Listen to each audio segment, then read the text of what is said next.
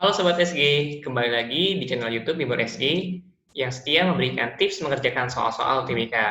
Pada video kali ini, soal yang bahas berhubungan dengan soal UTBK 2019 tentang bab stokiometri. Yuk, langsung aja kita cek soalnya dan ditonton sampai habis videonya ya. Perhatikan tabel berikut. Ada tabel di sini disajikan nomor atom, kemudian simbol dari unsur-unsur, lalu ada nomor massa. Pertanyaannya, senyawa pasangan atom dalam tabel periode unsur yang terletak dalam satu golongan atau terletak dalam golongan yang sama, unsur apa aja? Nah, berarti untuk menentukan golongan, kita harus pakai cara apa? Menguraikan konfigurasi elektronnya ya.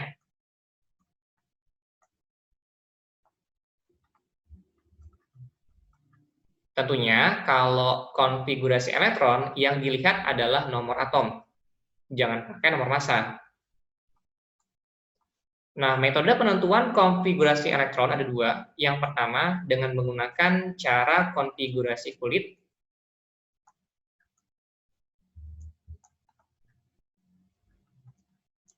Kemudian, yang kedua, dengan menggunakan konfigurasi kuantum. Perbedaannya apakah? Perbedaannya, kalau konfigurasi kulit, ini kan menggunakan rumus 2N pangkat 2, di mana N-nya itu adalah kulit ke.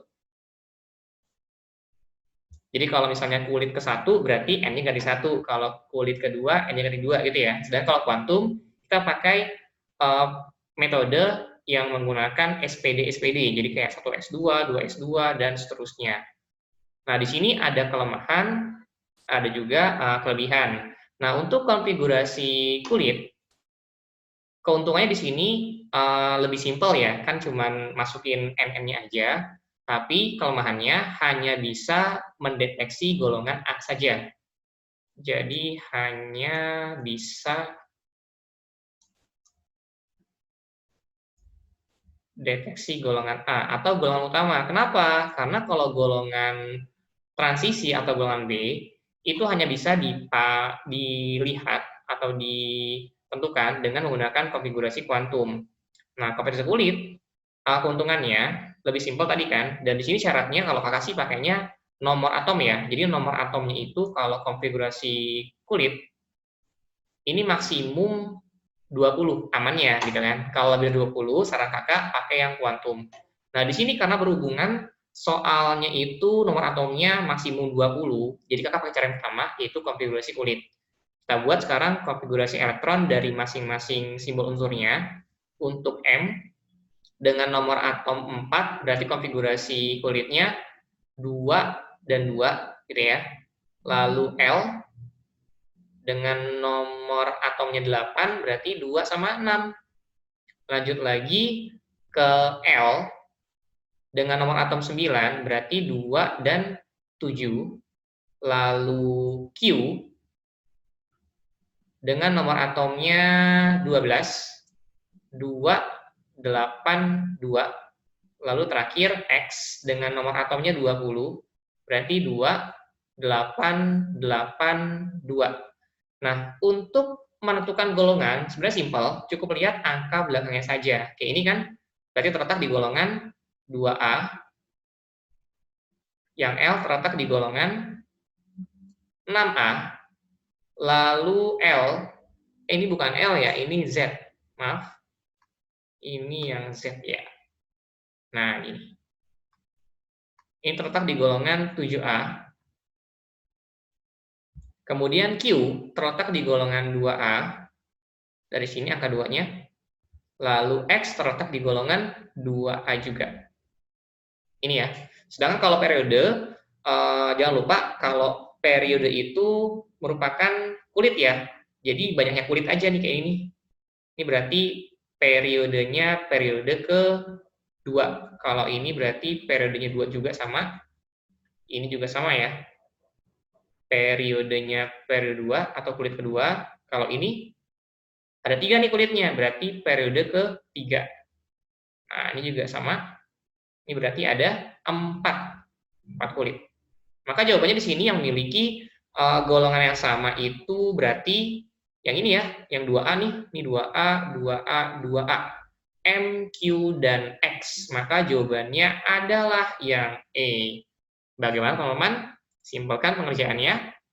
Sampai ketemu ya di next video. Dan jika kalian merasa video ini bermanfaat, jangan lupa untuk like dan juga subscribe channel YouTube dari Bimbel Salemba Group.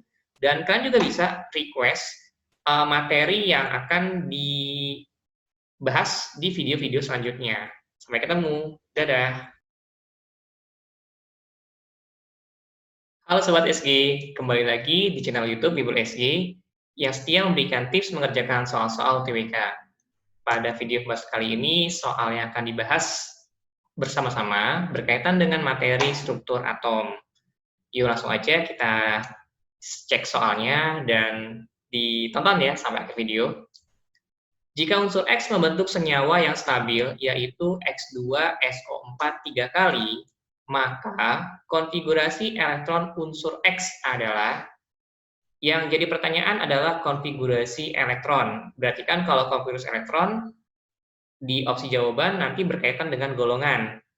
Gimana langkahnya? Di sini kan ada senyawa X2SO4 3 kali ya. Dari senyawa X2SO4 3 kali, kita bisa menentukan muatan ataupun bilangan oksidasi dari unsur X.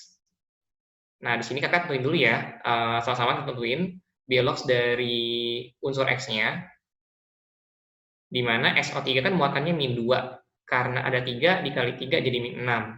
Otomatis total muatan karena dia netral harus 0 gitu ya. Berarti kan agar 0, total bilangan oksidasi dari X adalah +6.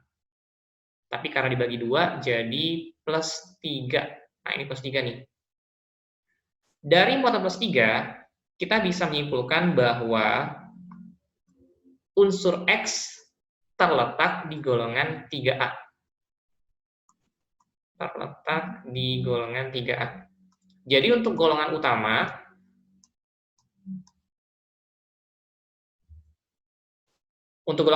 yang namanya bilangan oksidasi itu memberikan informasi terkait letak golongan gitu ya. Kayak misalnya golongan 1A muatannya +1, golongan 2A +2, kemudian golongan 3A +3, lalu kemudian golongan 6 misalnya -2 ataupun golongan 7 -1. Nah, dari sini tinggal kita cek yang mana yang terletak di golongan 3A. Caranya gimana? Ini kan konfigurasi kuantum ya. Berarti kalau kita menentukan golongan, cara simpel, cukup kita jumlahkan pangkat di digit terakhir. Kalau hurufnya huruf P tambahin dengan S aja. Kalau hurufnya huruf D tambahin dengan S juga. Bedanya apa? Kalau konfigurasi yang berakhiran huruf S dan juga huruf P, ini masuk ke golongan A atau golongan utama. Sedangkan kalau konfigurasi yang berakhiran S dan juga D, ini masuk ke dalam golongan B atau golongan transisi. Jadi di sini kakak cukup jumlahin aja nih. Misalnya 2 dengan 3, ya kan? Lalu kalau S nggak perlu dijumlah ya, jadi langsung diambil.